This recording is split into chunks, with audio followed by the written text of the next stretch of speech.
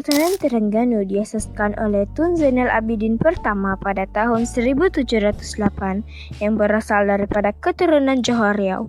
Baginda menjadi Sultan pertama Terengganu dengan seorang orang besar negeri dan memerintah di Kuala Berang sebelum berpindah ke Kuala Terengganu. Pemerintahan Baginda diteruskan oleh keturunannya sehingga ke hari ini. Antara sultan yang terkenal ialah Sultan Zainal Abidin ketiga, yang terkenal sebagai sultan yang berwibawa, memperkenalkan undang-undang Islam, menubuhkan mahkamah syariah, serta menjadikan Istana Mazia sebagai istana rasmi Kesultanan Terengganu sehingga ke hari ini.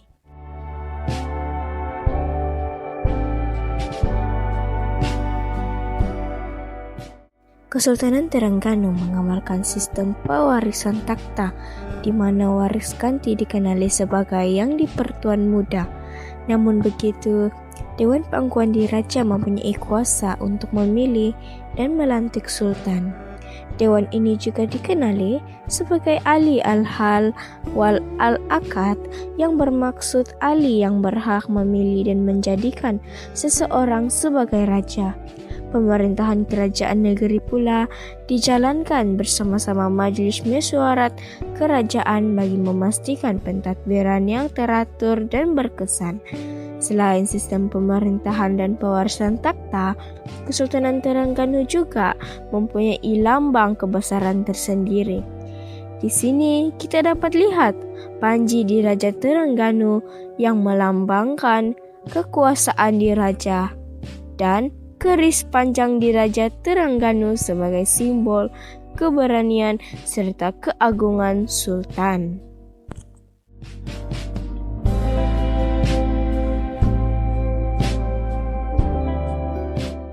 Seterusnya, dari segi agama, pemerintahan Kesultanan Terengganu berasaskan agama Islam. Sultan menjadi ketua agama Islam yang bertanggung jawab menegakkan hukum dan mentadbir negeri mengikut syariat. Undang-undang dijadikan panduan utama dalam pentadbiran, seperti yang terkandung dalam kitab Ittiqon al-Muluk bi Ta'dil al-Suluk pada zaman Sultan Zainal Abidin ketiga. Majelis dan institusi agama turut berperanan penting dalam memperkukuhkan pelaksanaan ajaran Islam dalam pemerintahan dan kehidupan rakyat. Di samping itu, Perundangan Kesultanan Melayu Terengganu berasaskan hukum Islam dan adat Melayu.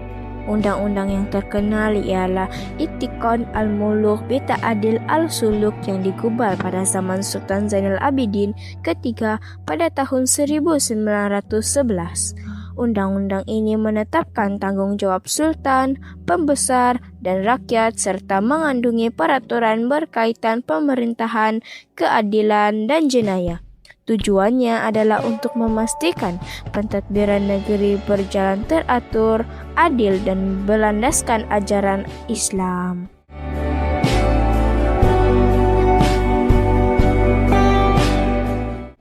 Kemudian adat istiadat pemakaman di Terengganu dijalankan apabila sultan mangkat. Upacara ini dilakukan mengikut adat istana dan hukum Islam. Jenazah akan dimandikan, dikafankan, serta disembayangkan sebelum dimakamkan di makam diraja. Sepanjang tempo bergabung, panji diraja dikibarkan separuh tiang dan rakyat dilarang berhibur sebagai tanda duka cita serta taat setia kepada sultan.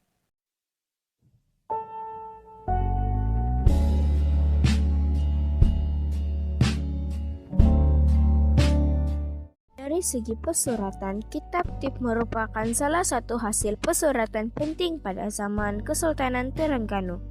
Kitab ini disalin oleh Haji Mahmud Al-Jawi di Terengganu pada tahun 1819. Kandungannya berkaitan ilmu perubatan tradisional berasaskan ajaran Islam yang digunakan untuk merawat berbagai penyakit. Kewujudan Kitab Tip menunjukkan bahwa masyarakat Terengganu ketika itu memiliki pengetahuan tinggi dalam bidang perubatan, serta membuktikan kemajuan ilmu dan pengaruh Islam dalam kehidupan mereka.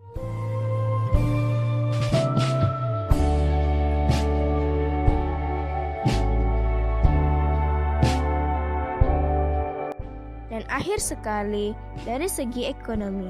Ekonomi Terengganu berkembang pesat melalui kegiatan pelabuhan, penggunaan mata wang, serta aktiviti sara diri dan jual beli. Pada abad ke-18, Kuala Terengganu merupakan pelabuhan interport yang penting.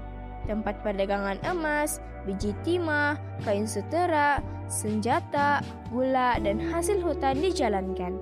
Dari segi mata wang, Sultan Zainal Abidin pertama telah memperkenalkan mata wang kupang emas dan selain itu turut digunakan mata wang pitis dalam urusan perdagangan.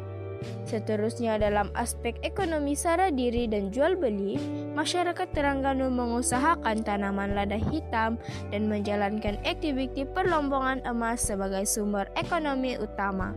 Kegiatan ini bukan sahaja memenuhi keperluan harian penduduk, malah turut memperkukuhkan hubungan perdagangan antara Terengganu dengan negeri-negeri lain.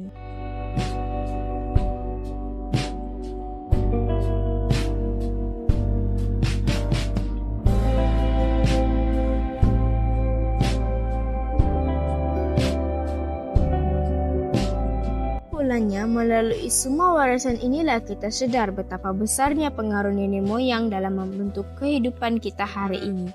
Warisan Kesultanan Terengganu mengajar kita untuk menghargai adat, berpegang pada nilai murni dan berbangga dengan jati diri bangsa.